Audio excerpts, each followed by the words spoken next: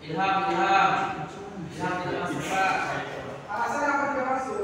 Sakit Pak. Bolos tadi ya Pak di depan. Sakit kah bolosnya? Di suratnya sih sakit Pak, tapi tadi ada saya lihat di depan Pak. Ya Bapak.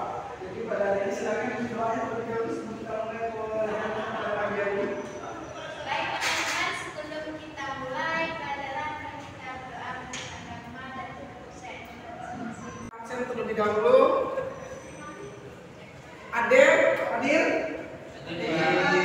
Adel? Saya Pak. Baiklah, hari ini semua hadir. Sebelum memulai pelajaran ini, apakah ada yang masih mengingat materi kemarin? Minggu lalu yang kita pelajari, yang kita bahas? Masih Pak. Masih? Ya.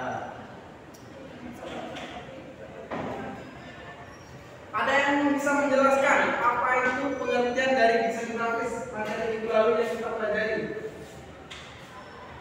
Ada Pak, ini Pak. Baiklah, penjelasannya baik. Namun di sini Bapak ingin lebih menjelaskan bahwa desain grafis pada minggu lalu yang kita pelajari itu adalah bentuk komunikasi visual yang dirancang dengan menggunakan kombinasi koordinat titik dan garis. Artinya apa? Desain grafis ini banyak fungsinya gitu. Contohnya seorang desain membuat logo. Ada yang tahu logo Amin? Amin Cafe. Tahu Pak. Nah, Indomaret. Logo Indomaret itu yang buat itu seorang desainer. Artinya desain grafis yang membuat logo itu simple, tapi orang semua bisa mengingatnya. Baiklah, kita langsung ke materi ya. Di sini tujuan pembelajaran kita hanya ada dua. Yang pertama mengenal unsur-unsur tata letak, peran garis, bidang, ilustrasi, topografi, lapangan, terang, tekstur, dan ruang. Artinya pada hari ini yang kita lebih mendalami itu ya ini tujuan pembelajaran pertama. Kita menggabung dari kemarin, tujuan pembelajaran kemarin. Kemudian metode pembelajaran yang Bapak gunakan hanya ada tiga. Yang pertama ceramah, yang kedua diskusi, dan kedua penugasan. Yang pertama, unsur-unsur tata letak desain grafis. Yang pertama garis. Dalam desain grafis, garis itu sangat menentukan karena garis itu terdiri dari beberapa titik yang menyatukannya. Garis berfungsi sebagai tempat di mana suatu objek itu nampak gitu. Artinya ada yang namanya bidangnya, pelangi dan batas laut dan langit atau atmosfer itu dibatasi oleh garis. Kemudian garis buatan yang kita buat itu karya. Contoh dalam ruangan ini ada visi-visi dari kampus, ada papan itu merupakan salah satu garis yang ada dalam suatu desain grafis. Kemudian bidangnya sendiri bisa kita lihat di sini. Kita lanjutkan. Kemudian yang terakhir yaitu ruang, di mana ruang ini menghayati sebuah karya desain grafis yang timbul di dalamnya. Bagaimana suatu ruang itu dapat kita ukur dalam suatu desain grafis? Yaitu dengan melihat bahwa dalam gambar ini, dalam sisi itu memiliki yang namanya anjang lewat. Artinya dalam panjang lewat memiliki ruang. Namun kalau jika di desain grafis yang memiliki tiga dimensi, kita bisa melihat volumenya. Walaupun kita lihat di sini desain grafisnya berbentuk datar sama saja, tapi dalam desain grafis itu dia memiliki suatu ruang yang kita bisa lihat, tapi memiliki sisi yang seolah-olah itu adalah nyata atau hidup. Baiklah, ada pertanyaan sampai di sini? Ada Pak. Silakan. Jadi saya bingungan tentang dua dimensi dan tiga dimensi Pak. Apa?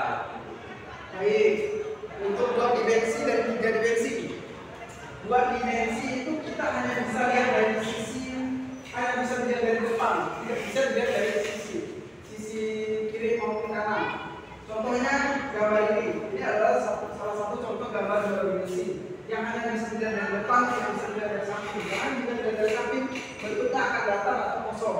Kemudian bentuk yang tiga dimensi itu ada di contohnya suatu game, kardus itu bukan suatu desain grafis, tapi itu memang adalah bentuk. Paham Pak? Baik, ada lagi? Baiklah, karena sudah tidak ada yang bertanya, kita akan membuat suatu kelompok. Di sini kalian bisa baca terlebih dahulu. Untuk kelompoknya sudah Bapak tulis di depan, yaitu kelompok 1 Ade, Kiki dan Ali. Di kelompok 2 ada Isan, Mardian, Emi dan Ali. Di kelompok 3 ada Ziki, Yola, Ogi dan Hendrik. Silakan duduk sesuai kelompok dulu terlebih dahulu. Baik, sudah. Sudah sesuai kelompoknya.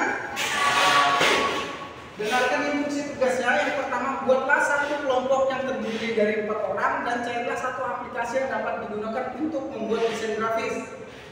Paham? Jelaskan apa kelebihan aplikasi yang kalian pilih. Kerjakan dalam kelas dalam waktu 30 menit lalu presentasikan. Silakan kalian kerjakan terlebih dahulu.